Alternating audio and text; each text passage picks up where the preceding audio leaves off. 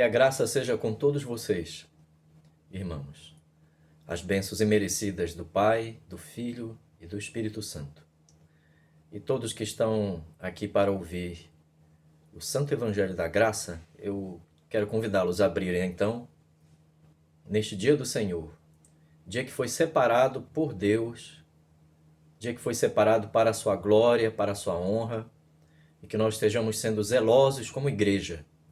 Tenhamos o zelo espiritual de guardarmos o dia do Senhor como Ele determinou na antiga e na nova aliança, e que nós estejamos servindo ao Senhor agora em adoração, consciente do seu chamado. Convido os irmãos e os amigos para abrirem suas Bíblias no Salmo 23.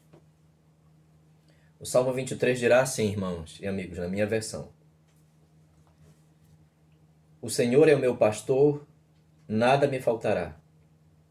Ele me faz repousar em pastos verdejantes, leva-me para junto das águas de descanso, refrigera-me a alma, guia-me pelas veredas da justiça por amor do seu nome. Ainda que eu ande pelo vale da sombra da morte, não temerei mal nenhum. Porque tu estás comigo. O teu bordão e o teu cajado me consolam. Preparas-me uma mesa na presença dos meus adversários. Unges-me a cabeça com óleo, o meu cálice transborda. Bondade e misericórdia certamente me seguirão todos os dias da minha vida, e habitarei na casa do Senhor para todo sempre. Amém, irmãos. Irmãos, neste santo dia do Senhor, que estamos prestes a ouvir a exposição, participarmos da santa exposição, eu peço que oremos mais uma vez ao Senhor. Ó Senhor nosso Deus, ó Deus glorioso, ó Deus bendito, Deus todo-poderoso, Criador dos céus, da terra, Senhor da santa aliança da salvação. Ó Deus, Senhor nosso Deus, que nos tem abençoado com toda a sorte de bênção na região celestial em Cristo, nós te louvamos, Senhor, pela tua graça providente, pela tua graça salvífica, a tua graça adotiva, a graça que justifica, Senhor, pecadores como nós. E nós queremos, humildemente, Senhor, vir à tua presença sob a dependência do Senhor, sob a dependência do chamado do teu Espírito, Senhor, para, ó Senhor nosso Deus, cultuarmos a ti, louvarmos a ti, estarmos, Senhor, diante da tua presença com pessoas que temem e tremem diante de ti e da tua palavra. Rogamos-te, Senhor, rogo-te, ó Senhor, que nos preserves na tua verdade, que nos concedas a graça de sermos dirigidos todos os dias das nossas vidas pela tua palavra, e que neste dia do Senhor, o teu nome seja engrandecido pela verdade, Senhor. Concede-nos a graça de, ó Pai eterno, termos ouvidos para ouvir, olhos para ver, um coração para sentir a verdade, Senhor. Ó Pai eterno, Senhor nosso Deus, clamamos também o teu perdão e pedimos-te, ó Senhor nosso Deus, que nos purifiques de tudo aquilo que te desagrada, ó Senhor nosso Deus. Tudo aquilo, Senhor, que muitas vezes sequer temos tocado, temos pensado e refletido, mas que te desagrada profundamente. Perdoa-nos, Senhor. Sabemos que o teu Filho amado fez-se um cordeiro, ó Pai eterno, que foi imolado na cruz por nossos pecados. Por isso temos confiança, Senhor. Nós clamamos isto a ti, te louvamos, pedindo a tua graça, Senhor, operando em nossos corações e nossas mentes pela verdade. Em nome de Jesus. Amém, Senhor. Meus irmãos e meus amigos, uma das mais elevadas percepções que podemos receber das Sagradas Escrituras sobre a condição humana é que o medo possui como causa uma realidade espiritual. A origem do medo em si mesma não é natural. O homem não fora criado com este desequilíbrio na forma que nós conhecemos. E a causa está em sua condição espiritual. Pois bem, o mesmo podemos dizer de outras realidades, como, por exemplo, a origem da ansiedade, a origem dos vícios, a origem dos maus desejos.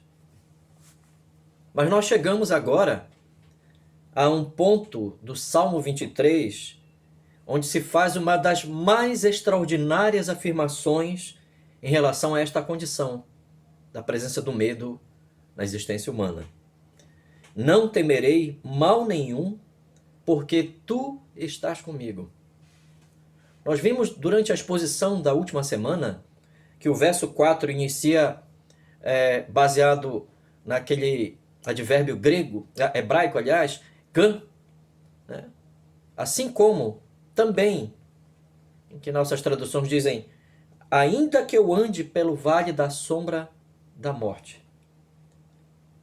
Mesmo que eu ande, embora eu ande, crentes verdadeiros podem passar pelo sofrimento. Crentes verdadeiros podem andar em caminhos cujas sombras são sombras de morte.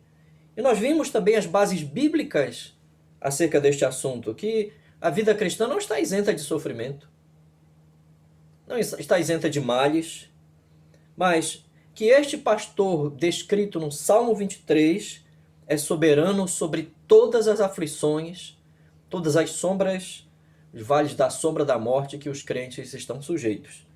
Bem, nós adentraremos então hoje na parte B do Salmo 23, verso 4, na expressão, não temerei mal nenhum. Então nós vamos adentrar aqui em um dos mais profundos assuntos da condição humana, desde a queda, que é a condição espiritual do medo. Então nós temos que entender hoje, começar a entender esta expressão bíblica, tentando entender a natureza em si do temor. Na expressão do Salmo 23, verso 4, não temerei, Davi está descrevendo um tipo de temor a respeito do qual ele confiava que a graça iria lhe assistir. Mas o salmista não está afirmando que ele não sentiria medo, ou que ele não sentia medo. Este não é o ensino das Escrituras. Concordo plenamente com o comentário de João Calvino, que o grande reformador, que Davi sentia esse medo. Davi não estava dizendo que não sentia medo. Ele estava afirmando que ele não seria dominado, ele não seria escravizado por uma certa experiência no vale da sombra da morte. Ele está resistindo ao medo destes vales através da fé. Todo ser humano sente medo. E para que nós tenhamos um melhor aproveitamento deste ensino, irmãos, nas Escrituras, nós temos que considerar biblicamente qual a origem do próprio medo e quais as distinções que existem no uso da palavra temor nas Santas Escrituras. Então, convido vocês a irem, por favor, lá para Gênesis capítulo 3. Livro de Gênesis, no capítulo 3, nós temos a causa imediata do medo, do temor, que está na realidade do pecado. Vamos para, meus irmãos, Gênesis capítulo 3 e vamos para os versos 6 a 10, por favor. Gênesis capítulo 3 e os versos 6 a 10. Substancialmente, o medo afetou a alma humana em relação a todas as coisas por causa da perda da comunhão original na qual nós fomos criados com Deus. Mas vamos ler o texto, irmãos, Gênesis capítulo 3, versos 6 a 10, o qual dirá: Vendo a mulher que a árvore era boa para se comer, agradável aos olhos e árvore desejável para dar entendimento, tomou-lhe do fruto e comeu, e deu também ao marido, e ele comeu. Abriram-se então os olhos de ambos, e percebendo que estavam nus, coseram folhas de figueira, e fizeram cintas para si. Quando ouviram a voz do Senhor Deus, que andava no jardim pela viração do dia, esconderam-se da presença do Senhor, Deus, o homem e sua mulher, por entre as árvores do jardim. E chamou o Senhor Deus ao homem, e lhe perguntou: Onde estás? Ele respondeu: ouvi a tua voz no jardim, e porque estava nu, tive medo e me escondi. Nós temos aqui as terríveis e imediatas consequências da queda em Adão e Eva. Consciência da culpa e medo de Deus. Adão e Eva, após quebrarem o pacto das obras, dando ouvidos a Satanás, querendo um conhecimento que tornasse a sua condição semelhante à de Deus, na realidade não conseguiram maturidade e nem supremacia no conhecimento, mas eles se sentiram agora envergonhados e temerosos ao cometerem o primeiro pecado. Ao contrário, o pecado trouxe vergonha para eles. Foi a primeira manifestação da queda, a vergonha, na qual originalmente nós podemos entender esta vergonha aqui como culpa. E se entendermos bem aqui, não é um tipo de sensação com a necessidade de reconhecer que se pecou e pedir perdão a Deus. Não foi assim que Adão e Eva se aproximaram de Deus. Bom, não há confissão nem pedido de perdão na resposta de Adão e Eva a Deus. Pelo contrário, começaram a excusar-se, começaram a colocar a culpa sobre outros. Tudo o que eles fizeram de imediato foi cozer folhas de figueira, cozer uma roupa com folhas de figueira. As folhas de figueira são grandes, são resistentes, para se cobrirem, como se fosse um vestido, uma toalha sobre eles. Eles também se esconderam de Deus, se esconderam do Senhor nas árvores, atrás das árvores. Eles lançaram mão da criação, folhas, árvores, e tudo que eles podiam para se esconderem de Deus, porque eles já não podiam resistir à palavra de Deus. Agora a palavra de Deus veio a eles como algo externo, não como algo interno, enquanto eles tinham plena comunhão com o Senhor. Eles também tiveram essa sensação, né, de culpa, de vergonha. E junto com isto, o medo. Medo da presença de Deus. Irmãos e amigos, aqui nas Sagradas Escrituras, a culpa, a má consciência e o medo fazem parte da nossa vida interior desde então. A sensação de vergonha é a sensação de culpa. É um dos mais evidentes sinais de que nós nos tornamos pessoas espiritualmente mortas. Sinaliza que nós estamos alienados do próprio Deus com quem nós já começamos a existir tendo comunhão. Que tínhamos comunhão, tínhamos pureza com Ele, mas agora evitamos completamente isto. Ainda hoje, a maior tentativa de todos os seres humanos é usar a criação, usar as árvores, usar as folhas de figueira para esconderem os seus pecados e viverem escondidos na sua criação. Usando a sua criação, como se pudessem se esconder de Deus. Pois bem, mas e o medo? Bem, o medo é o exato contrário da fé. O medo é o exato contrário da fé. Perdeu-se a confiança originária em Deus, na sua vontade, na sua direção. Perdeu-se a comunhão. Perdeu-se o prazer espiritual nele. Ora, meus irmãos e meus amigos, nenhuma destas dimensões da nossa existência tende agora, nenhuma das dimensões que compõem o nosso ser, podem agora, de alguma forma, após a entrada do pecado, descansar e confiar nele. Nossas mentes, por exemplo, não confiam, não descansam no Senhor, por causa da entrada do pecado. Nossas mentes, nossos corações, a nossa vontade não se realizam, todas essas dimensões não se realizam no Senhor. Ao contrário, uma das mais impressionantes perspectivas bíblicas sobre o medo é que este não é um puro medo acovardado, mas é um medo, aliás, produzido pela aversão que temos a um tipo de inimigo. Um tipo de inimigo da pior espécie.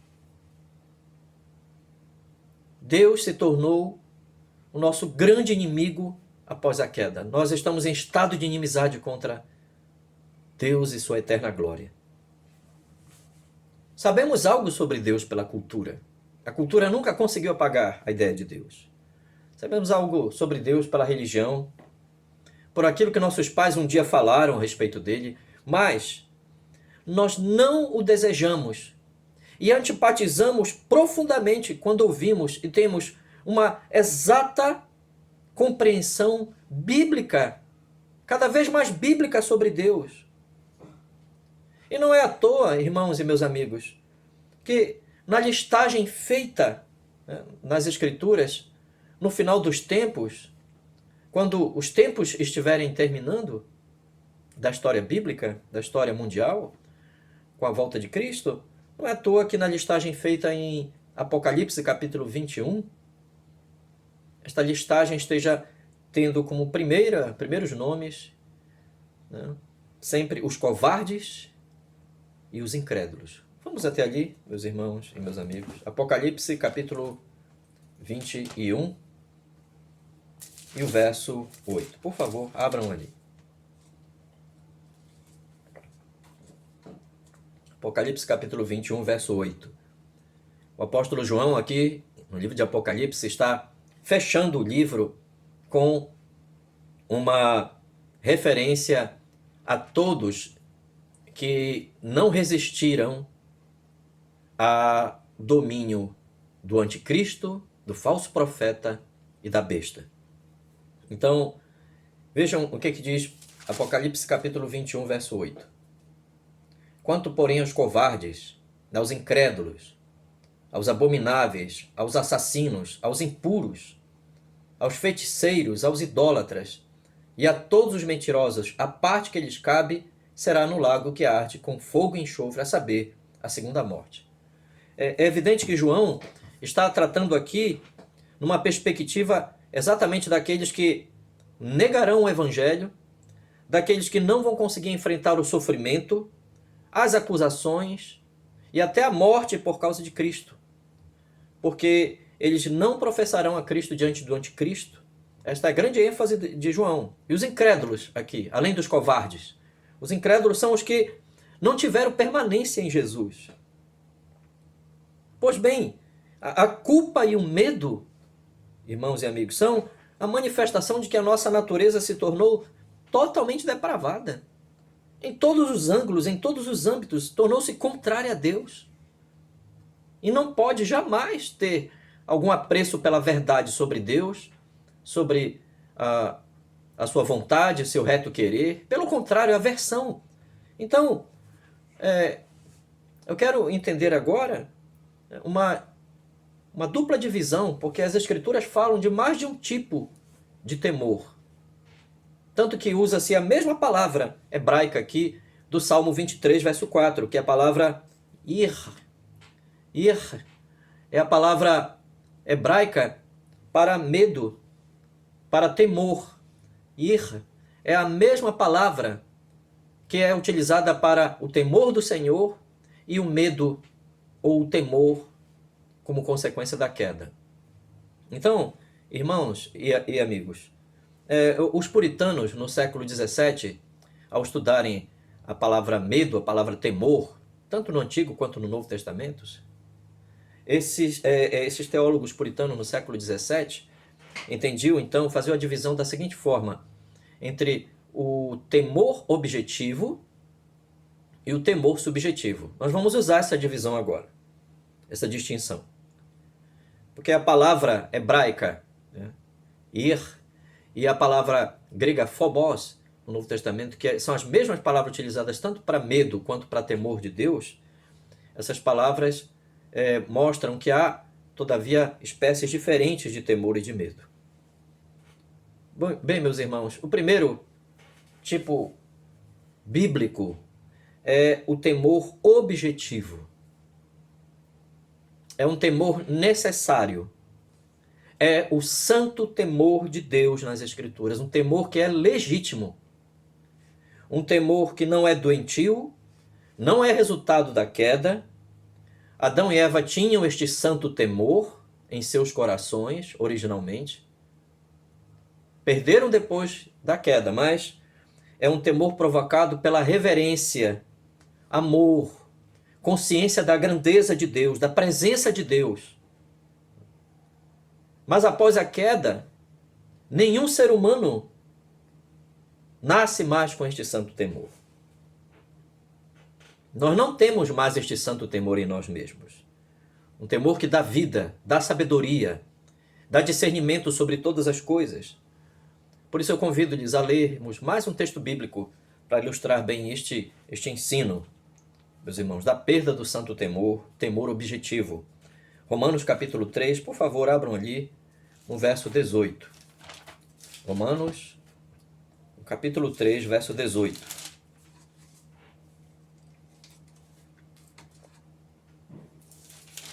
Onde lemos: não há temor de Deus diante dos seus olhos. Não há temor de Deus diante dos seus olhos. Paulo está citando aqui o Salmo 36. Quão terrível é esta realidade que marca a nossa natureza decaída desde Adão e Eva. Não há temor ante os seus olhos. É isto que está se dizendo aqui. Isto é, no centro dos nossos pensamentos, de nossos raciocínios, não há mais uma reverência piedosa em relação ao ser eterno e glorioso de Deus. E surge então uma questão seríssima aqui.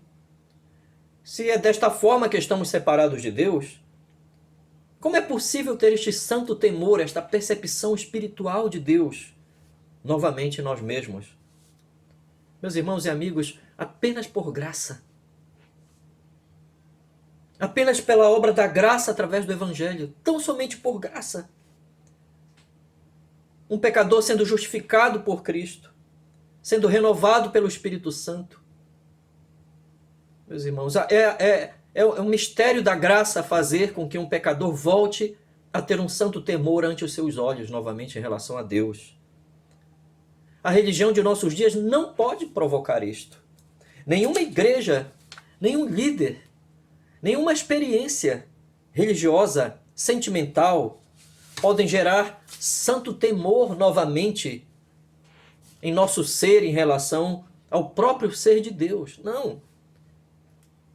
O santo temor de Deus nas Escrituras é acerca de quem Ele é, por conhecê-lo, saber da sua natureza, estar sob o seu governo e como devemos portar-nos ante a sua presença, ante o seu governo. Meus irmãos e meus amigos, um homem não pode produzir este santo temor. Bem, o crente verdadeiro, podemos dizer, com base em todo o ensino bíblico, o crente verdadeiro é mantido neste santo temor por causa de uma graça que opera nele. Pois bem, um temor santo, isto é, um temor separado, um temor puro, lhe é dado por uma obra da graça. Irmãos, na época da reforma, pós-período da reforma clássica, ou magistral, século XVII, os puritanos, como William Plumer, foi um grande mestre puritano, bem o disse por nós certa vez quando ele escreveu sobre o temor de Deus. Irmãos, vamos ler o texto sobre o qual ele se inspirou para escrever isto, que é a carta aos Hebreus, capítulo 12 e o verso 28. Por favor, abram ali, juntamente comigo. A carta aos Hebreus, no capítulo 12 e no verso 28. Carta aos Hebreus, capítulo 12, verso 28, que lemos. Onde lemos? Por isso, recebendo nós um reino inabalável, retenhamos a graça pela qual sirvamos a Deus de modo agradável, com reverência e santo temor, Pois bem, William Plumer entendeu esta passagem dizendo que sem um interesse no favor de Deus, nunca poderemos jamais fazer uma conquista tão excelente como servir a Deus de forma que Deus aceite com reverência e santo temor. Então William Plumer dizia: deixa-nos ter a tua graça. Deixa-nos ter a graça da qual nós podemos servir aceitavelmente a Deus com santa reverência e temor. O Evangelho, quando transforma as nossas vidas, as nossas miseráveis vidas de pecadores que rejeitam e odeiam a Deus, quando o Evangelho transforma nossas vidas, uma pessoa deixa de ser irreverente e ela se firma num temor diante de um Deus santo, de um Deus que é um fogo consumidor. Uma pessoa irreverente, uma pessoa sem a devida consideração sobre quem Deus de fato é, a sua glória, o seu poder, não pode afirmar que conhece a Deus, que foi reconciliada com Ele por graça. Porque a própria graça, conforme nós estamos vendo aqui com William Plumer, em Hebreus capítulo 12, verso 28, é a própria graça que nos chamou, que nos trouxe à presença do Senhor. É o favor imerecido de Deus que nos faz, de novo, viver sob a luz do seu temor. Meus irmãos, vamos para mais um exemplo extraordinário sobre este mesmo ensino.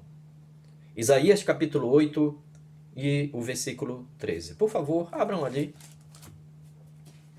Vamos para Isaías capítulo 8 desta feita, irmãos, e o versículo 13. Por favor.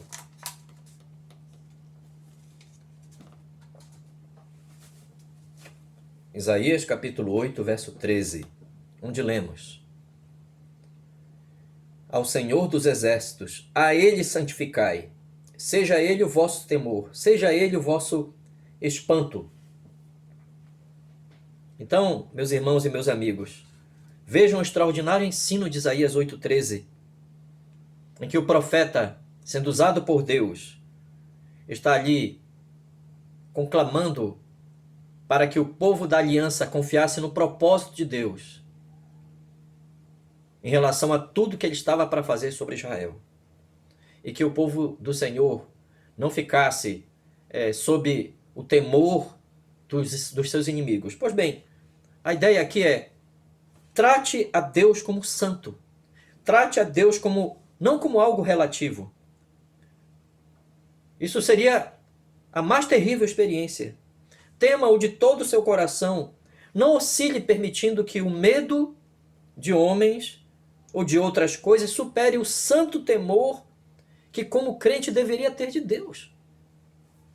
Atregue a sua vida a Deus. Ligue-a a Deus, ao temor de Deus. Por isso o texto diz: a Ele santificai. Seja Ele o vosso temor, seja Ele o vosso espanto. O santo temor de Deus é um temor objetivo nas Escrituras. É um temor que tem como característica um temor controlador. Ou seja, ele é um temor definitivo, ele define o rumo que nossas vidas tomarão na presença do Senhor. É o único temor que deve permanecer. É um temor que envolve reverência, obediência, apartar-nos do mal. É uma vida controlada sob este temor. É um temor que define nossas vidas. Vejamos o livro de Provérbios, irmãos, por favor. Tem muitas passagens em Provérbios que falam sobre esse domínio controlador do santo temor de Deus. Eu convido os irmãos a abrirem ali em Provérbios, no capítulo 8 apenas, e o versículo 13, onde nós leremos, irmãos. Provérbios capítulo 8, verso 13. O temor do Senhor consiste em aborrecer o mal, a soberba, a arrogância, o mau caminho. É a consciência da glória e da eternidade de Deus no tempo da nossa vida terrena. É um conhecimento controlador. Pois bem, agora adentramos o temor subjetivo. E o temor subjetivo? O que ele é? É um temor proveniente da queda. criado em nós por nossas perspectivas, criado em nós por nossos inimigos, pelo que vemos, pelo que achamos, pelo que acreditamos. O medo, nessa perspectiva, todos sabem muito bem disso, o medo pode ser tanto um fato, acerca de um fato, quanto o medo pode ser acerca de algo que nunca existiu. É possível que devêssemos ter cuidado com algo, mas quando olhamos uma prudência, um cuidado com o medo, já não é um puro medo, mas é um medo junto com prudência. Mas o medo subjetivo, em si mesmo, é resultado do pecado em nossa alma. Vamos dizer assim, nem sempre é necessário, vamos dizer, ter pecado objetivamente para nós termos medo. Algumas pessoas pensam que apenas quem comete um certo pecado objetivo pode ter medo, mas não é essa a ideia bíblica. O medo é resultante da queda. Ele não é como o temor do Senhor, o qual sempre deveria estar conosco.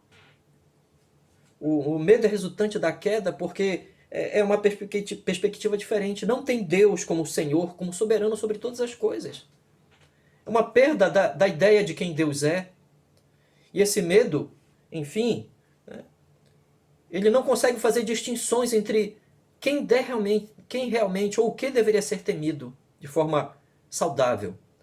Vamos para um exemplo bíblico. Eu quero ilustrar, que eu espero que os irmãos estejam entendendo essa grande diferença entre o temor objetivo, que é o santo temor de Deus, e o temor subjetivo nas Escrituras, que é o medo.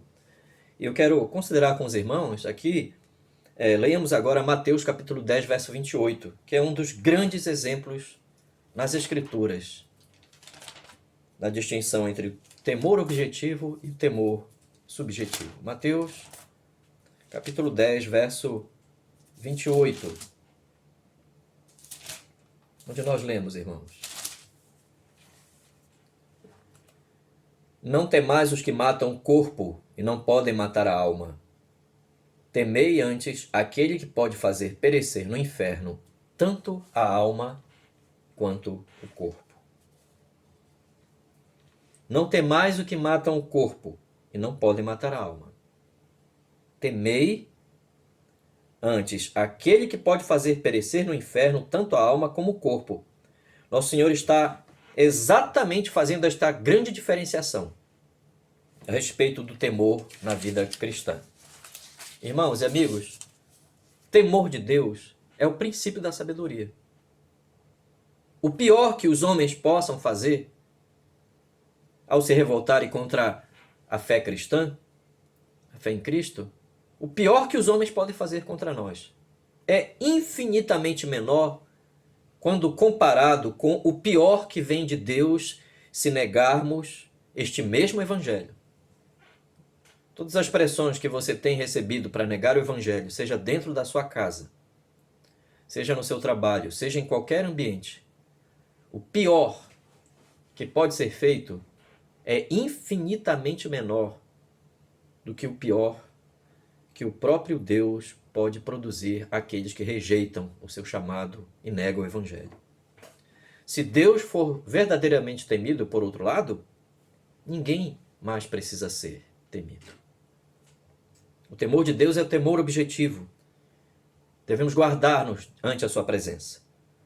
Devemos ter reverência, obediência, apartar-nos do mal por causa da presença eterna de Deus, que conhecemos por meio do Evangelho. Mas o temor subjetivo é o temor proveniente das nossas fraquezas. É o medo dos poderes que não estão acima de Deus, do único e verdadeiro Deus que controla todas as coisas.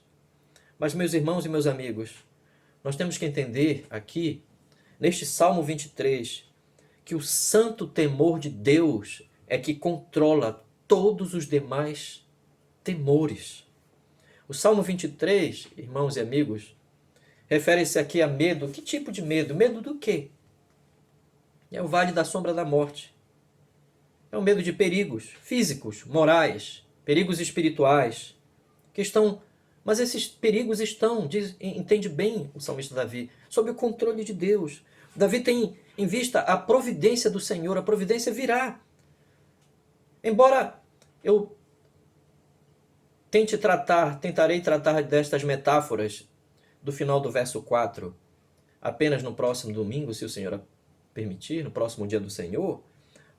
As metáforas do verso 4 apontam para 2 atributos de Deus. Ele crê que esses atributos vêm em sua direção. É isto que Davi pensa. O Supremo Pastor virá protegê-lo com a sua vara e seu cajado. A vara, aqui, que o pastor levava na cintura amarrada, era para afastar os inimigos, os perigos. A vara aqui indica como metáfora a sua justiça. Como Deus sabe operar a sua justiça sobre tudo que vem contra a fé cristã, contra o Evangelho, contra a vontade de Deus. E o cajado, uma outra espécie de bastão, mas que tem uma curva no seu final, no seu início, aliás, um ponto de apoio. Essa curva era para trazer a ovelha para próximo de si. É a sua misericórdia, é o atributo de Deus para trazer, sustentar e livrar os que lhe pertencem. Pois bem, o temor do Senhor coloca a vida de um crente, na vida de um crente, todos os demais temores no seu devido lugar. Mas e a expressão mal nenhum? Pois bem, irmãos e amigos, não existe no original do texto hebraico a palavra nenhum. Existe só não temerei o mal. Não existe nenhum mal. E a razão é porque não é necessário. Pode vir em nossas traduções, mas não é necessário, pois o mal que se tem em mente aqui é sempre uma espécie de mal à parte de Deus. É um mal que não pode se senhorear dos salvos. É todo mal que está sob o controle de Deus, que está sob seu domínio, que não pode suplantar o governo de Deus. Mas temos que entender aqui o aspecto prático disso, né? Antes de avançarmos mais em outras exposições. O que explica a reação dos santos, dos salvos, dos verdadeiros crentes? O que explica a reação deles ante o medo? O que explica a reação de Davi aqui, quando adentra o verso 4? Eu quero apontar 2 elementos apenas práticos. Os salvos reagem ao medo corretamente porque foram colocados na aliança da salvação. Pode-se dizer, mesmo, que nas Escrituras Sagradas, em todo o ensino bíblico, os salvos são os únicos que receberam a habilidade para resistirem ao medo. Por isso sempre ouviremos, alguém já contou na Bíblia 365 vezes a expressão não temas, porque é uma expressão para os salvos, para os crentes. Não temas. Eu sou o teu Deus. Então, meus irmãos, os salvos são habilitados a ouvir a voz de Deus, a palavra de Deus, a perceber a grandiosidade de Deus, são habilitados a resistirem ao medo. Davi tinha medo. Davi sabia que um dia passaria pelo vale da sombra da morte. Ele já havia passado em outros momentos da vida. Porém, ele diz, não temerei mal nenhum. E a razão é que ele foi colocado dentro da aliança com Deus. Os irmãos já vimos juntos aqui esta afirmação de Davi está sob o governo pactual do Senhor, está dentro da aliança do Senhor, no verso 1. O Senhor é o meu pastor, nada me faltará. O Senhor, ele usa a palavra hebraica Yahweh, o nome de Deus revelado na antiga aliança, em Êxodo capítulo 3. O grande eu sou, o eu sou. A revelação do nome santo do Senhor, o eu sou, é o meu pastor. Eu fui colocado dentro de uma aliança com ele.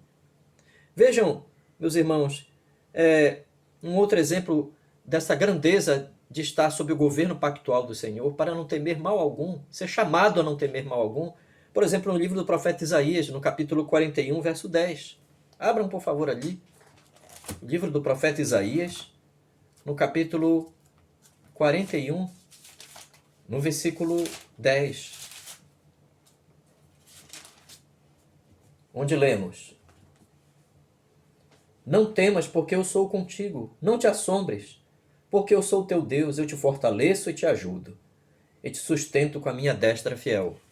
Irmãos, eu espero que tenham percebido. Notaram aqui a mesma expressão do nome do Senhor, do Salmo 23, verso 1. Eu sou o Senhor, o nome de Deus. Eu sou contigo. Eu sou teu Deus. Eu te sustento e te ajudo, te fortaleço. Pois bem, irmãos, Deus estava dizendo ao seu povo aflito, ali no livro do profeta Isaías, que ele é autoexistente, ele não é um ser contingente. Ele não está sujeito às coisas às quais nós tememos ou podemos temer. Deus é sublime, Deus está acima de todos os poderes. E ele nos chamou para estarmos no governo da sua salvação, sob, então, o seu domínio soberano. Apenas os que estão fora deste governo é que devem ter medo. Serão dominados pela consciência, né, dos seus próprios pecados, pelas consequências dos seus próprios pecados, e não importa quem possa vir em sua ajuda. Ninguém pode vir livrá-los do que está para acontecer com eles. Mas eu quero que entendam agora um aspecto chave desta questão no ensino bíblico. Não há nada de pensamento positivo na Bíblia. Não há nenhum ensino bíblico que afirme um pensamento positivo e evitar os pensamentos negativos. Não. Ela não nos diz, esqueça. As Sagradas Escrituras não nos dizem, esqueça do seu problema, esqueça dos seus temores, pense positivamente. Não. Este não é o segredo da fé cristã. O segredo da fé cristã é estar consciente do chamado da salvação, de estar sendo guiado e conduzido pela vontade de Deus, como Davi ali no Salmo 23. Antes, no verso 3, ele disse que o Senhor o estava guiando em veredas da justiça por amor do seu próprio nome, pela fidelidade ao seu governo pactual. E agora ele diz que sob o governo pactual deste pastor, ele vai permanecer sob a segurança que só ele pode dar. Então, o segredo dos salvos é permanecer inabalável sob o jugo de Cristo, mesmo se algo vier contra a realidade do governo pactual de Deus. Este é o segredo da vida cristã. Isto nos leva, irmãos e meus amigos, para uma segunda forma bíblica de explicar como os salvos reagem diante do medo. Os salvos foram purificados da má consciência, do estado de culpa. Nós vimos ao início desta exposição, irmãos, o que explica o medo? É a consciência de culpa. Aqueles que não estão em Cristo sofrem inquietações que partem da sua consciência. Nem sempre é o perigo externo. Os não salvos estão sendo feridos internamente pelas suas próprias consciências. A instabilidade do não crente é uma instabilidade interior. Então, vamos dizer assim, em suas almas diante do juízo de Deus. Esta é a condição dos não salvos. Qualquer perigo, então, que vier, qualquer coisa, até aquilo mesmo que não era tão perigoso assim, virá para desestabilizá-los. É isto que ensina, por exemplo, a Antiga Aliança. Em Levítico, podemos ler isto em Levítico, capítulo 26, verso 36. Eu convido os irmãos e os amigos a irem ali novamente. Livro de Levítico, para o Antigo Testamento, livro de Levítico, capítulo 26 e o verso 36. Por favor, vamos ali.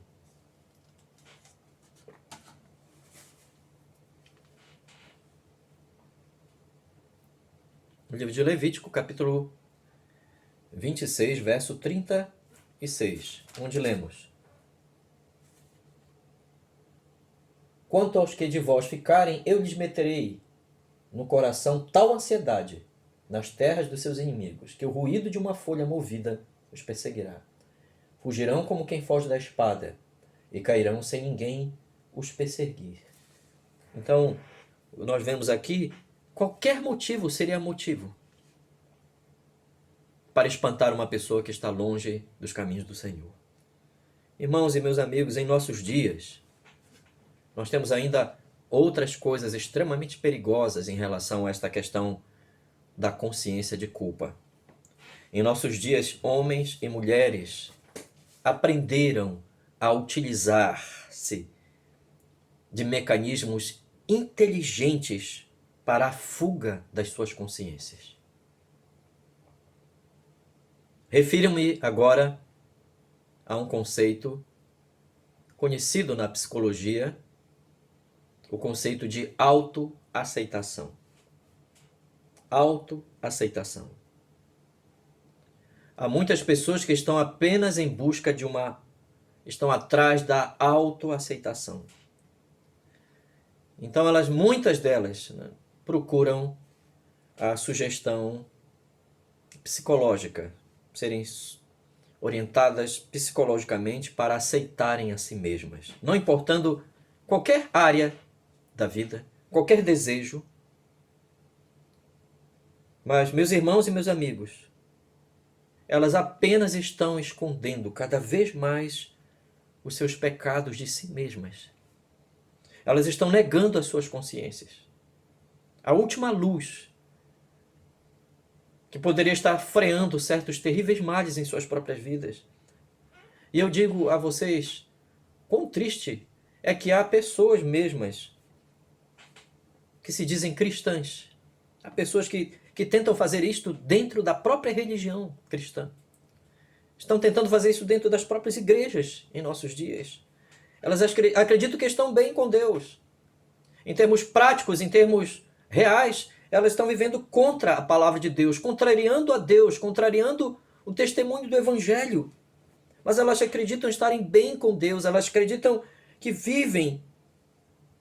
Mesmo contrárias a Deus, elas utilizam certos artifícios para dizerem que são aceitas, seja o amor, né, de Deus, seja a misericórdia de Deus, mas elas estão usando isso para esconderem de si mesmas em suas próprias consciências, anulando suas próprias consciências. O que dizer destas pessoas? O que as Escrituras dizem sobre o fim delas? As Escrituras dizem que em meio à religião, elas acabarão em apostasia. Elas apostatarão, prova de que nunca foram realmente cristãs, e elas apostatarão porque elas seguirão nos últimos dias ensinos demoníacos pronunciados, ensinados por homens que fizeram a mesma coisa antes delas, com suas próprias consciências. Negaram a própria consciência. Vamos ler esse texto, irmãos? Esta profecia bíblica, ali em 1 Timóteo, por favor, abram ali 1 Timóteo, no capítulo 4 e os versos 1 e 2. Primeira carta de Paulo a Timóteo, no capítulo 4, verso 1 e 2. Paulo falando da última etapa do governo de Deus na salvação a partir do seu Filho, que Paulo vai chamar até antes da volta de Cristo, os últimos dias. Ora, o Espírito afirma expressamente que nos últimos tempos alguns apostatarão da fé por obedecerem a espíritos enganadores e a ensinos de demônios, pela hipocrisia dos que falam mentiras e que têm cauterizada a própria consciência. Meus irmãos e meus amigos, não é esta a condição dos que pertencem verdadeiramente ao Senhor. Aqueles que pertencem ao Senhor, a sua consciência não é negada, nem pelos que eles fizeram antes de conhecer o Evangelho, nem depois. A sua consciência, todavia, foi purificada de obras más, às quais eles pertenciam antes. A vida cristã não significa isenção de pecados. A vida cristã é a vida de um pecador, justificado tão somente por Cristo. Porém, Crentes verdadeiros não negam a consciência. Crentes verdadeiros têm a sua consciência purificada pela justiça de Cristo. Eu não posso tornar a minha consciência sadia. Eu não posso limpar a minha consciência. Mas, glória a Deus, Cristo pode. Cristo é o único que pode. E Ele faz isto com os que lhe pertencem. Vamos à carta aos Hebreus, mais uma referência grandiosa.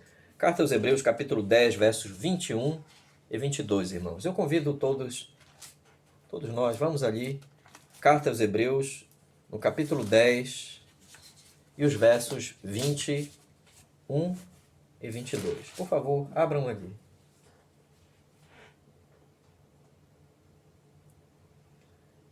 E tendo grande sumo sacerdote sobre a casa de Deus, aproximemo-nos com sincero coração, em plena certeza de fé, tendo o coração purificado de má consciência e lavado o corpo com água pura.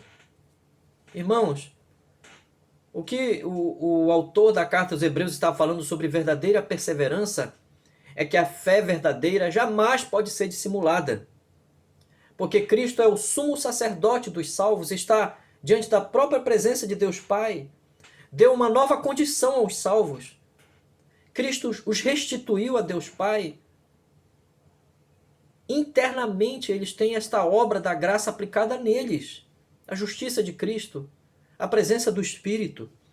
E eles não podem dissimular, enganar o seu estado na presença do próprio Deus. Se formos renovados pelo Evangelho, é impossível, vamos dizer que interiormente nós não tenhamos sido lavados, tanto a nossa consciência quanto o nosso coração pelo próprio Cristo. É Cristo que está oferecendo a sua vida por nós e aplicando a sua justiça, a sua santidade, a sua reivindicação de que nós pertencemos a Ele e podemos então nos aproximar com sincero coração, em plena certeza de fé, tendo o coração purificado de má consciência, lavado o corpo com água pura. Meus irmãos, o Evangelho sempre declara isto em vários termos, em vários tons. Como, por exemplo, Romanos capítulo 5, verso 1, irmãos, onde nós lemos claramente isto: justificados, pois, mediante a fé, temos paz com Deus por meio de nosso Senhor Jesus Cristo. A pessoa justificada pela fé em Cristo não tem medo de sua consciência. Ela tem a resposta à sua consciência. Não pode e não precisa mais esconder a sua consciência de si mesmo. E mais, não possui medo das circunstâncias, pois vive pela fé no Filho de Deus que tem o domínio e o governo sobre todas as coisas. E agora que introduzimos, irmãos, estes santos assuntos do Salmo 23, verso 4, eu quero, então, chegar agora a pelo menos três aplicações. Nós já vimos várias aplicações, mas eu quero, pelo menos, destacar três aplicações básicas deste ensino que introduzimos hoje do verso 4, a parte B do verso 4, do Salmo 23. Vamos à primeira aplicação. É impossível ao homem não ser dominado pelas consequências de uma vida longe dos caminhos de Cristo. É impossível ao homem não ser dominado, volto a repetir, pelas consequências de uma vida longe dos caminhos de Cristo. O medo é a consequência da vida sem Cristo. Há outras várias consequências, é verdade. E mesmo que você, que está fora do Evangelho, tente evitá-las, e se tentar negar isto na sua própria consciência, este medo na sua própria consciência, esta culpa na sua própria consciência, bem, este terror será muito maior quando você chegar ao fim dos seus dias. Entenda bem este assunto que estamos tratando. Não é apenas o mundo ao seu redor. Não são as situações em si que estão fora do controle. Mas você mesmo está vivendo em sombras da morte sem segurança. Sem a segurança que só a graça pode dar a todos que se arrependem e creem no Evangelho. Sem a segurança da graça, nenhuma segurança é real. Pois bem, se ainda não foi reconciliado com Deus por meio de Cristo, então não importa o quanto tente. O pior inimigo sempre, o seu pior inimigo será o reto juízo de Deus sobre os seus pecados. E não há como escapar. Por mais que tente negar isto agora, a eternidade um dia lhe chamará. Então será tarde demais. E é necessário então que você se arrependa. Arrependa-se dos seus pecados. Creia no Evangelho. Humilhe-se diante do Senhor. Clame a Ele para que possa lhe dar a segurança que só vem de Cristo, só está em Cristo. Só pode estar fundamentada na justiça de Cristo. Pois bem, entenda corretamente, biblicamente isto. Se ainda não foi reconciliado com o Senhor, o seu pior inimigo será sempre o juízo de Deus contra os seus pecados. Arrependa-se e creia no Evangelho. Vamos para a segunda aplicação, então, deste ensino. Entendamos bem, irmãos e amigos, que a expressão do Salmo 23, verso 4, não temerei mal algum, não é autocontrole psicológico. Não é também uma decisão humana, mas é um exercício da fé verdadeira, da confiança no Senhor. O mais falso entendimento que muitas pessoas têm da vida cristã e dos crentes é que eles são pessoas meramente adestradas para se autocontrolarem psicologicamente. Quantas pessoas parecem que não invejam a vida cristã exatamente neste ponto? Muitas pessoas, se não todas elas, fora do Evangelho, acreditam que os crentes, por serem pessoas boas, por serem pessoas que procuram não fazer o mal, também conseguem exercitar-se em não pensar no pior, em poder dominar a si mesmas nos dias difíceis. Pois bem, mas esta é uma visão indigna, retrógrada. Esta é uma versão reducionista da vida cristã. Quando vemos as Escrituras falarem do povo de Deus, as Escrituras sempre falam a partir da comunhão que estes têm com Deus, por meio da fé em Cristo. Que elas são pessoas restauradas para estarem na sua presença, foram, então, feitas filhas de Deus por crerem no seu nome, foram libertas da culpa, foram colocadas de novo diante da presença de Deus em paz, justificados, pois, pela fé, temos paz com Deus, diz Romanos 5:1. Os salvos reconhecem pelo Espírito Santo esta suprema realidade entre eles e Deus, que foram restaurados. Pois bem, foram feitas pessoas justas diante de Deus em Cristo. Todas as coisas estão sob o controle de Deus, e este é o segredo da vida cristã. Que Deus é soberano, e que se Ele nos chamou à salvação em Cristo, no seu próprio Filho, então Ele tem o controle de todas as coisas, e nenhum fio sequer de cabelo de nossas cabeças pode cair se o Senhor assim não permitiu, não determinou. Meus irmãos, que Ele é Senhor sobre tudo que temos que passar. Oh, meus irmãos e meus amigos, que mais podemos ter em termos de segurança do que ter a certeza de que Ele nos aceita em Cristo e nunca nos tratará como uma pessoa reprovada na sua presença.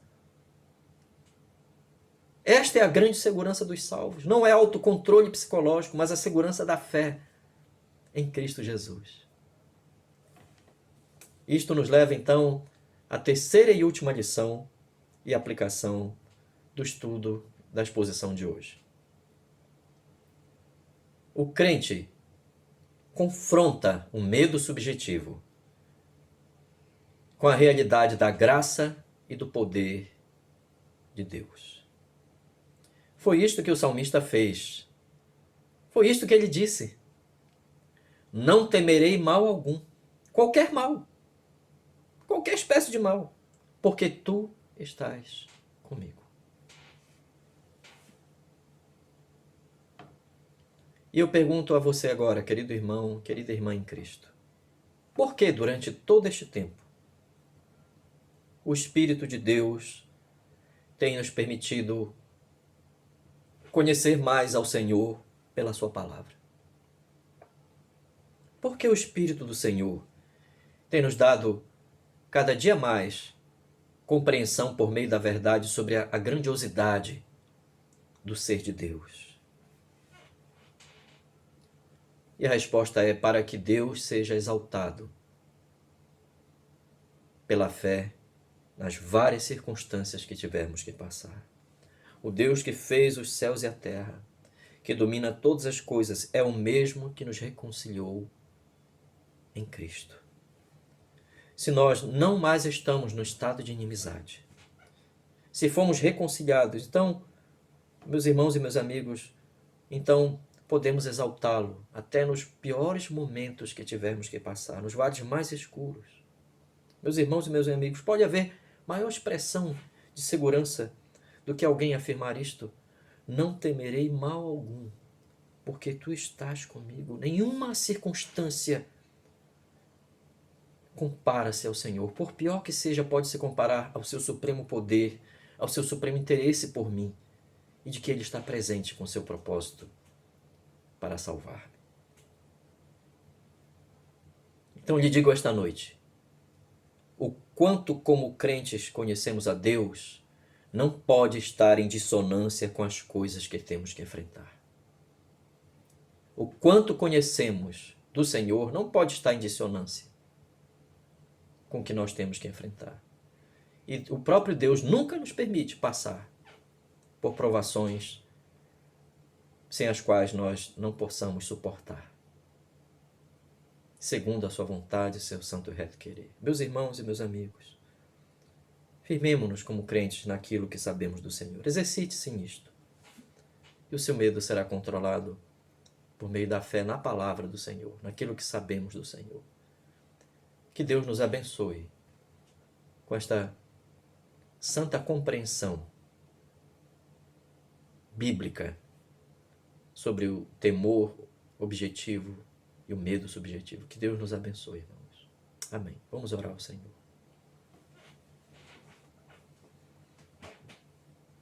Ó Senhor nosso Deus, nós te damos graças e a te louvamos, porque tu és sublime, só tu és santo, ó Senhor, só tu és eterno, só tu és glorioso em teu poder, Senhor.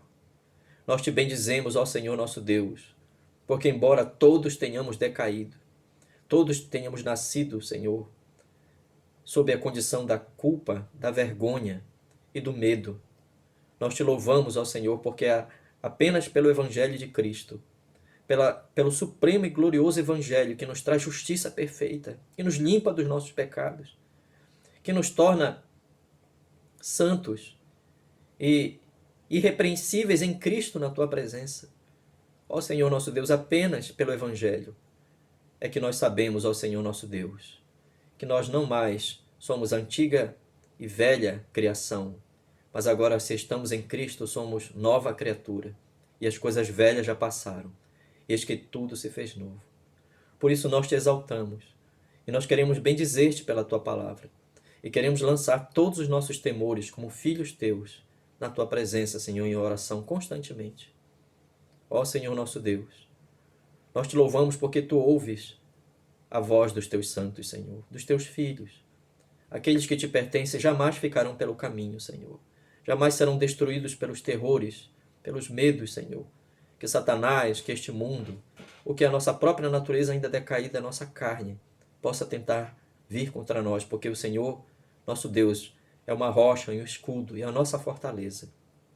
Confiamos que tudo está sob o teu controle, por isso pedimos-te graça, Senhor, para que nós venhamos a testemunhar fielmente do Evangelho, ó Senhor nosso Deus, mesmo nas circunstâncias difíceis, que o Senhor seja exaltado e que nós possamos perseverar na tua vontade em todas as coisas e que o Senhor seja exaltado, seja engrandecido e que, ó Senhor nosso Deus, aqueles que a ti pertencem, Senhor, que eles sejam sustentados pelo teu poder, todos os que são teus, possam ser firmados, Senhor, possam ter os seus temores afastados, porque, ó Senhor, a tua destra é que nos sustenta. Conduze-nos, Senhor, ao teu santo e reto querer.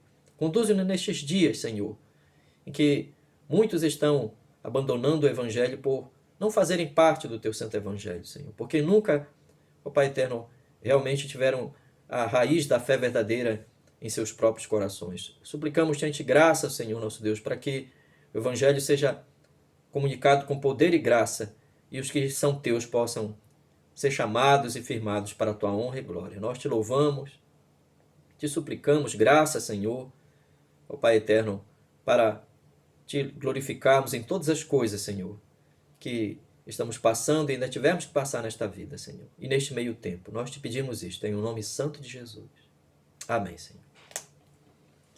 Meus irmãos e meus amigos, que o Senhor seja exaltado, engrandecido. Boa noite.